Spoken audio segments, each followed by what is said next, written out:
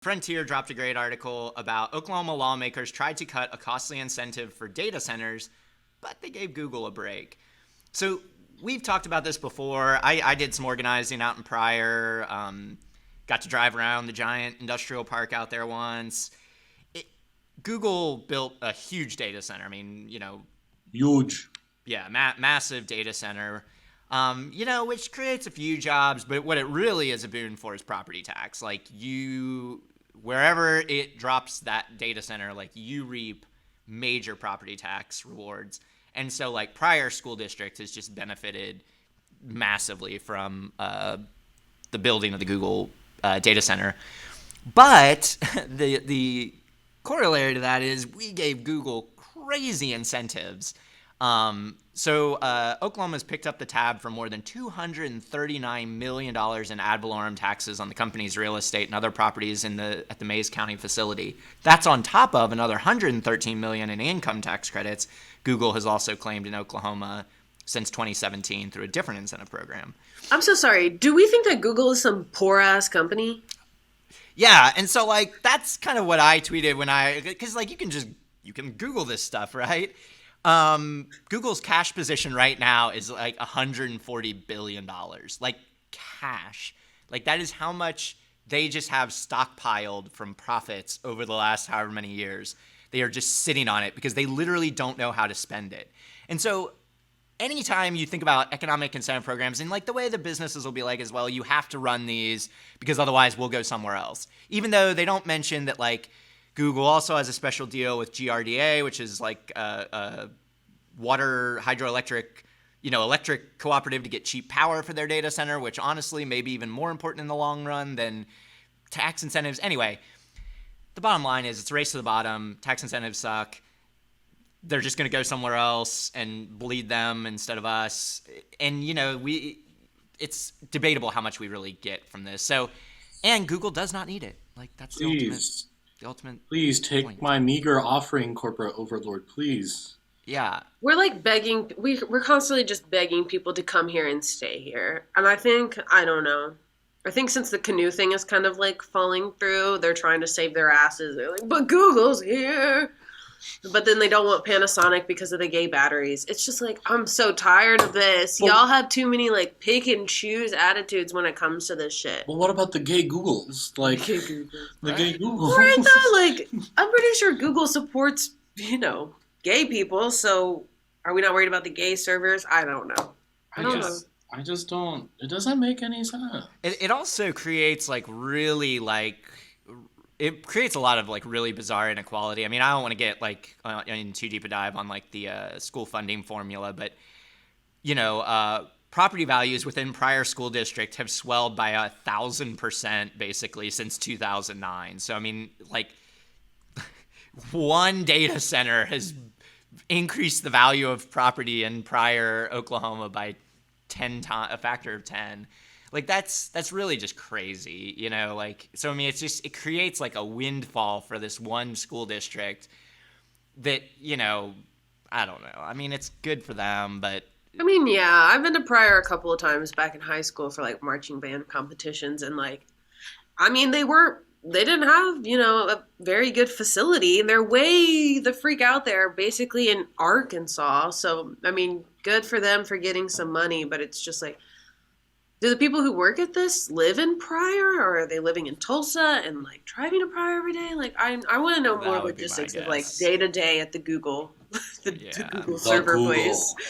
So yeah, I mean, and it's creating just like a handful of high-paid, data engineering jobs. So I mean, yeah, I'd be pretty skeptical they're staying in Pryor when you could just go live in Tulsa and get a cool pad downtown. But maybe, I mean, maybe something like the small town life.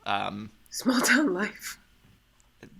We just need to be more critical of it. And what annoys me is like we're critical on the back end like this, but not on the front end, because I guess like yesterday STID announced a $100 million incentive package for like a rare earth metals company to come here, which again sounds great, but I don't even know if they're What do you mining. mean rare earth metals?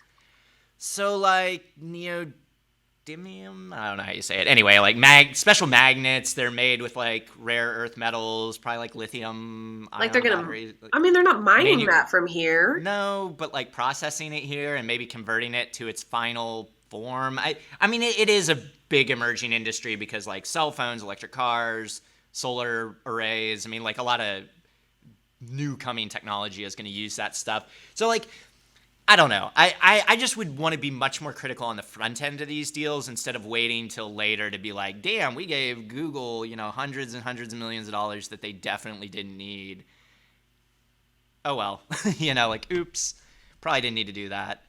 And that's the problem with these commerce deals is they're not transparent at all. So it's like we know nothing about the details of it, and the media just like breathlessly reports it. Like they all just zoom in with their cameras and they're like, "Woo, jobs!" And it's like, I mean, maybe ask them some questions. Maybe ask them like, does this company need it? Or like Canoe, who's already threatening to go bankrupt. It's like maybe don't sign that deal if they're going to be out of business in 6 months. I don't know. I don't know how I feel about like a processing situation for earth metals, whatever the word you rare use earth for it. metals, yeah.